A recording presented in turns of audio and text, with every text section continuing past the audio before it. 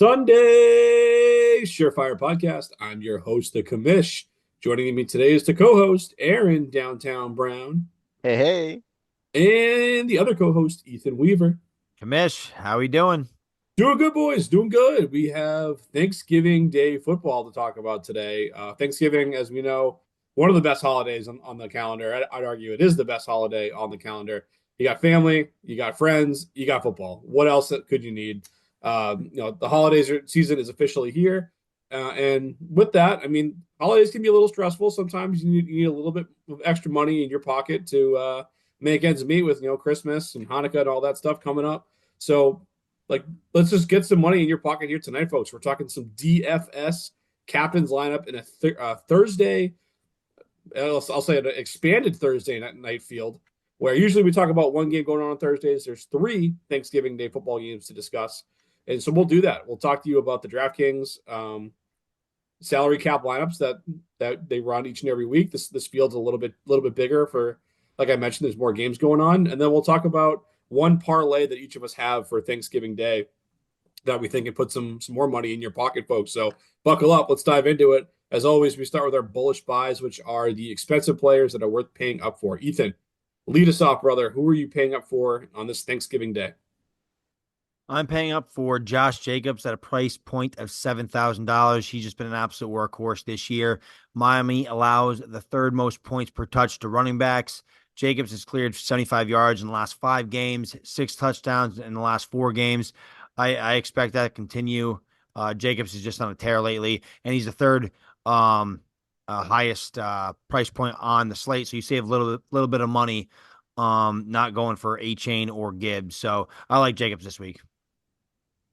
Aaron, what do you think about Gibbs or Josh Jacobs? Yeah, I don't mind Jacobs. He's been pretty reliable this year. I actually don't have him in my lineup, but I do have another running back. Mistake. Um yeah, we'll definitely see there. I mean, he is in my best ball league, so I'm pulling him in for that respect, but I'm actually paying up a little bit more. I'm going at 7,700 for Devon A-Chain against the Packers. So A-Chain is, he's kind of turned into being pretty reliable. We've seen with Tua back. I mean, he's eclipsed the 20-point mark 6 times this year with a 30-pointer in there too. But the thing I like about it is just game flow. I think Green Bay can keep up the heat as far as just putting points on the board too. So I think A-Chain's also just game script proof. But yeah, it's just a shown where actually we've seen a little bit of a decline with Tyreek Hill, and it's usually, that was your explosive player. But A-Chain, I think, is a guy I'm pretty comfortable with throwing in my lineup week in, week out. I like both those calls. I have both players in my lineup this week, so I like both of them. HM was the guy I was going to point out, $7,700, a little bit expensive, but for the reason Aaron mentioned, guy's game script proved. In 5 of his last 6 games, he's recorded at least 4 receptions as well. So full point format here. I mean, I'm just going to lean into a guy that I know is going to be involved in what's probably going to be a pretty competitive game. So around a 3-point spread, according to the know-it-alls over in Vegas. So I'll put the bow on that category there. I got both players in my lineup, like Jacobs too, but I rolled with Achane as my bullish buy this week. Next, we talk about our two deep segment, which is where we go into our defenses that we like this week. Usually, we have a really big field to pick from, but just 6 games, it's a little bit tight. Ethan, what did you end up doing on the defensive side of things? I went with the Dallas Cowboys at a price point of 3,100. Tommy Cutlets just isn't it. I think he's going to struggle against Dallas. DeVito was sacked 4 times against the Commanders, and I mean, we're just pressured a ton. The Giants' O-line is awful. I think Micah Parsons and company is going to have a field day against the Giants. The Giants are 32nd in points per game with 14.8. I just think it's going to be a long day for Tommy DeVito and the New York Giants. So I thought the Cowboys were a pretty easy selection this week. I thought so too. They were my call it as well, $3,100. Detroit was the only one more expensive at around $3,500. Couldn't end up doing that, but I stuck with Dallas as well. I think they're going to smash the Giants at home, and I like that spread too, them to cover. So, Aaron, what do you think about those two calls? Are you with us? Is it a clean sweep here, or did you go in a different It's direction? not, but I love it. It's actually it probably for the first time ever, if it was possible, I actually wouldn't mind having Dallas as your defense and maybe Giants as your flex because I think this is going to be a pretty ugly game with with DeVito and Rush where I actually went Giants to save about $300. I just really liked my lineup. I did want to have Dallas as my primary defense, but just kind of looking at other side of the ball, I know Rush has looked. He's had glimpses where I think really the game script has been just, hey, get the ball out fast. Don't give up anything too crazy. But he's had a few good games. But as far as the Giants go, they're the top defense on the slate as far as sacks on the year. They have 36 sacks. They're well above any other choice, including the Lions this week. So, um, I know that, regardless of the score, sacks will get you points in DFS. So from that standpoint, I just want to get safe sack points, but I do love the Dallas call too. Ethan, any thoughts on Aaron's defensive call before we move on? I mean, I'd rather sacrifice elsewhere and go with the Cowboys. I just think Cooper Rush has been playing some pretty good football, and I think the Cowboys are going to be on top of the Giants. The Giants can't stop the run. I think Rico Dowdle's going to have a pretty good day, and they're going to control this game. I don't think Cooper Rush is going to be forced to drop back as much as he has been in the last couple of weeks. So I think it's going to be a pretty safe game script for the Dallas Cowboys. It's at home, and so hopefully for Aaron's sake, the Giants can get some sacks, but I just think that Dallas is going to be too much in control. It's going to be a safe game script, like I said. So I would go in a different direction if I was Aaron. Fair enough. We're going to round into our pick six category, which is where we talk about undervalued players that are going to pay off at a lower cost. Aaron, what direction are you going in when it comes to the cheaper guys? So it's kind of funny how this guy's kind of dropped into this section. He's definitely under the 6,000 mark, but I'm going Jaden Reed. He's 5,700 this week. He was a name where we thought he'd be kind of in the DFS world be in the 8,000 price range. But I do like Jaden Reed this week against Miami, going back to that game. Same reason why I like Douglas in the Patriots last week. I think Reed is that guy. He'll have a good opportunity to get some yak. We saw that Miami does sag a little bit on defense, kind of uncovered that in last week's show. So I really think there's some great opportunity for Reed to get some nice chunk plays and use his athletic ability to get some go over the 100-yard mark. So I like Jaden Reed this week as my little bit more expensive pick six player. None of us were Jaden Reed guys this offseason. That's for damn Yep, sure. But Ethan, do you like that's do right. you do you like the call here in week 12 or week 13? I mean, Jane Reed obviously has a lot of upside week to week. I don't love the call at his price point just because Chicago does have a pretty good secondary, and Jordan Love. I mean, that Packers offense just spreads the ball out so much, so it's tough to kind of pinpoint if it's gonna be a Jane Reed week, Romeo Dobbs, Christian Watson if he can catch the ball, Tucker Kraft. I mean, Orange Jacobs gonna get another 30 carries. So I don't have Jane Reed in my lineup because I have Jacobs and I think Jacobs isn't gonna get a ton of work, but um. I mean, Jane Reed always provides a lot of upside. I just think at his price point and his matchup, I think I would go in a different direction. I was between Jacobs and Reed in my flex spot actually, my final decision. Ended up going with Jacobs over Reed for some of those reasons. Just didn't love the matchup on this one, but they use Reed in a variety of ways, and it could pay off. You never know. Ethan, who is the guy that Aaron should have picked for his first pick six player? The player that he should have picked for his first pick six player, price point at 5,500. I'm kind of taking a page out of the Aaron Downtown Brown playbook. I'm parlaying my defense with the running back Rico Dowdle. He's had 29 carries over the last two games. Zeke has only had 4 carries last week. And only played 12 snaps. It's the Rico Dowdle show. The Giants allow 5.2 yards per carry. Per game. Yeah, sorry. Yeah, 5.2 yards per carry per game, and which is dead last in the NFL. And they allowed the 8th most PPR points to opposing backs. They've allowed 5 running back touchdowns in the last 3 games and allowed 110 rushing yards to running backs in 5 straight. as I said before, I think the Dallas Cowboys are going to be in control. I think Rico Dowdle is going to have 20 plus carries in this one, and I think he's going to have a very good day.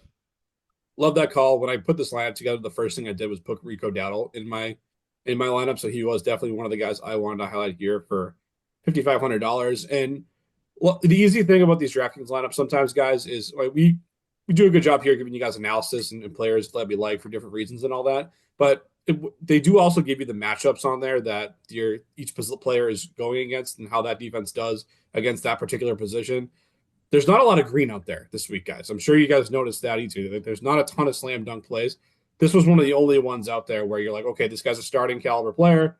He's clearly the workhorse in his backfield, and it's going to be what's probably going to be a positive game script for a guy who's been getting the volume in his offense. So I wanted to go Rico Dowdle for 5,500.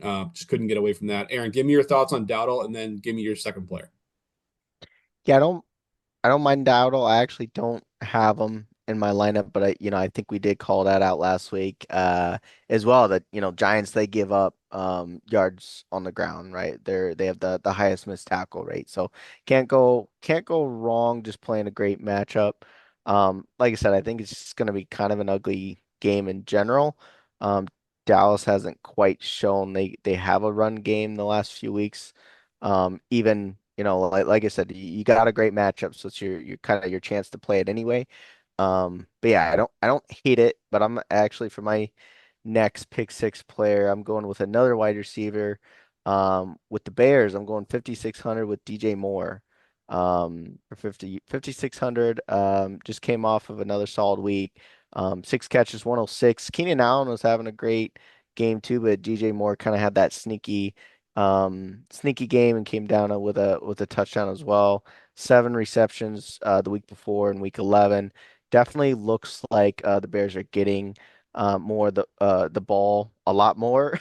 After that coordinator switch. Another thing I really like about this matchup, as we know, Detroit will definitely put points on the board. Chicago's gonna have to throw it. One quick little thing I liked here is DJ Moore's target share versus man defense is 24%, between him, Adunze, Allen, and Komet. Versus zone, it's only 19%.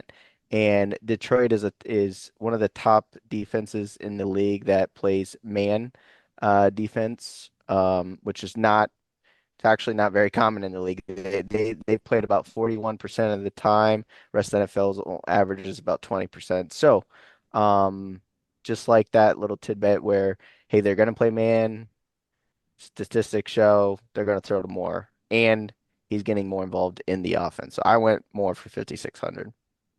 I like that call. He's in my lineup too. He's not a guy I was going to highlight here. I also have Keenan Allen in my lineup too. So I have two Bears receivers in there. But the guy I wanted to talk about here is actually going to be the man throwing them the football this week. Reason I was able to get Devon Achane and Josh Jacobs into my lineup at high price points was because I ended up going cheap at quarterback with Caleb Williams for $5,300. And I know like Caleb Williams is this guy who catches a lot of heat out there because he was a super high profile pick. I mean, like he was for years now. We've known he's coming down the pike, and he's got a little bit of a flashy guy. So people want you to be good right away. He's had some struggles, that's true, but like three of the last five games, he's done enough to win them those games. Go back to the Hail Mary that Jaden Daniels threw. Like Williams had a bad game, but at the end of that game, he went down, got them a touchdown to put them ahead. They should have won that game. 2 weeks ago against Green Bay, he got them in field goal range to win the game. Kick gets blocked, they lose. Last week, they're down 14 points. He comes back, erases that deficit, gets them into overtime. They had a chance to win that game too. I just think he's turning a corner as a player. Over 340 yards last week, 2 touchdowns, no picks. He's just a talented kid that's going to figure it out. And I think that coordinator change has really accelerated a little bit of his development. And they're going to be throwing the ball a lot in this one against a really good Detroit offense. I don't like them to win the game, and a little bit more coming on that later. But if I can cheap out a quarterback, get some other big name pieces in my lineup, I think Caleb can easily get us 20 points in a negative game script this week. No, I like that call a lot. I think we all pretty much had the same mindset for some of our pick six players. I do think the Bears are going to have to throw the ball a lot in a negative game script. So I do like the call with Williams. He was in my lineup, and I actually subbed him out last second. It looks like we all have Chicago Bears receivers. My second pick six player is a Chicago Bears receiver, but it's one we haven't mentioned yet. I'm going Rome Odunze. I know the opportunity that he's had thus far hasn't materialized into a lot of fantasy points, but as you guys just stated, I do like the matchup. Even though Detroit has a good defense, but teams are always down to Detroit. They're just forced to chuck the rock. I mean, so Detroit ranks 29th against receivers, and they allow the 25th most pass yards a game at 227.2, and that's not really a good indication of like the Lions being a bad secondary. Just the teams just have to chuck the ball like crazy, and I think Caleb Williams is going to drop back a ton in this one.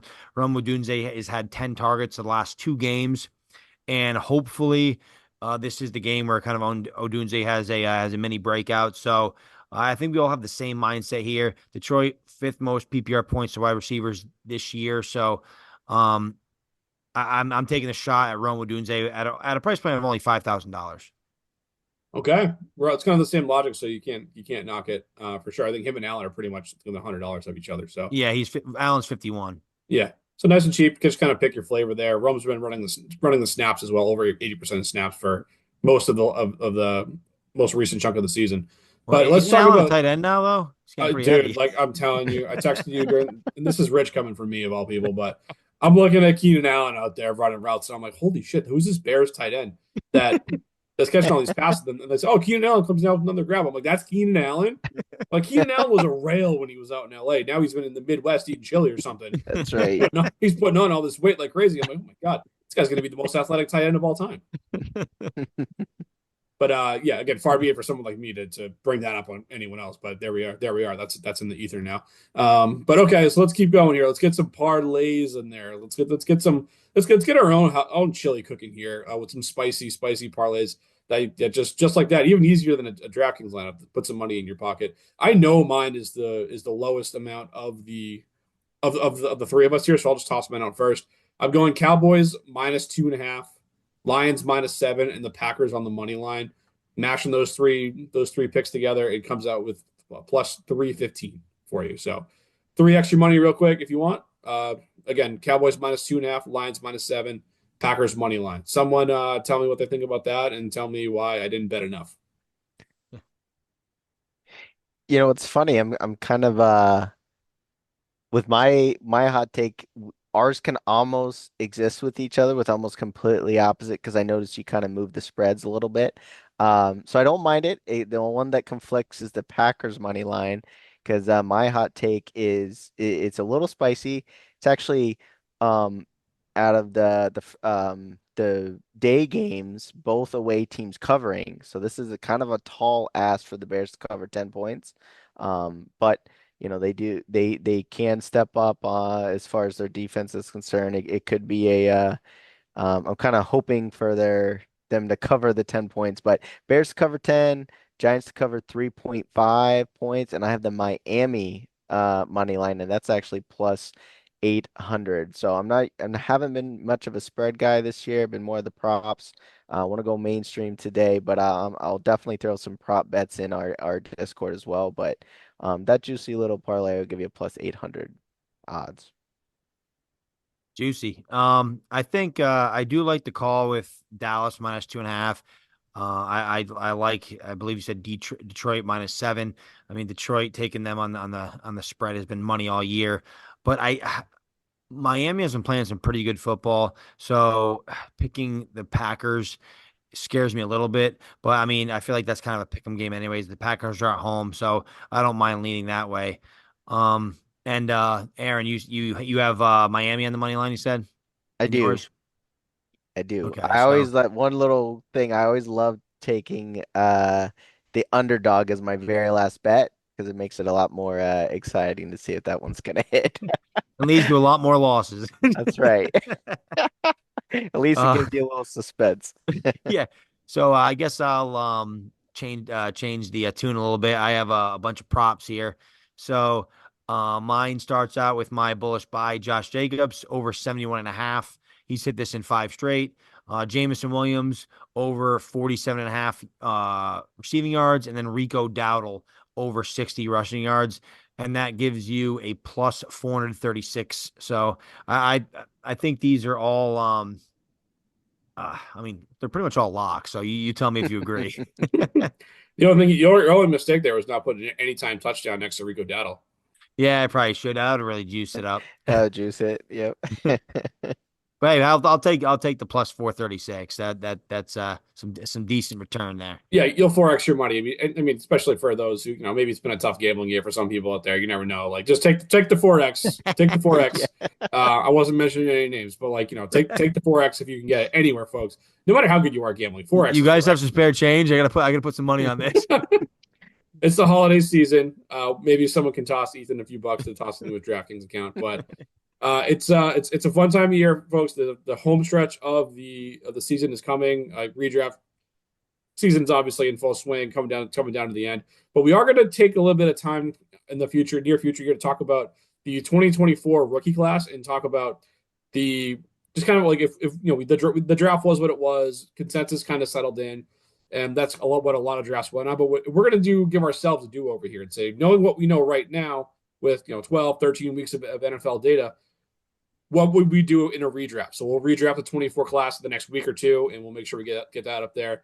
Get back into the dynasty space, which I know we all love and is near and dear to our hearts. But again, the happy Thanksgiving, everybody out there. Please make sure you're hitting that subscribe button. And until next time, folks, peace.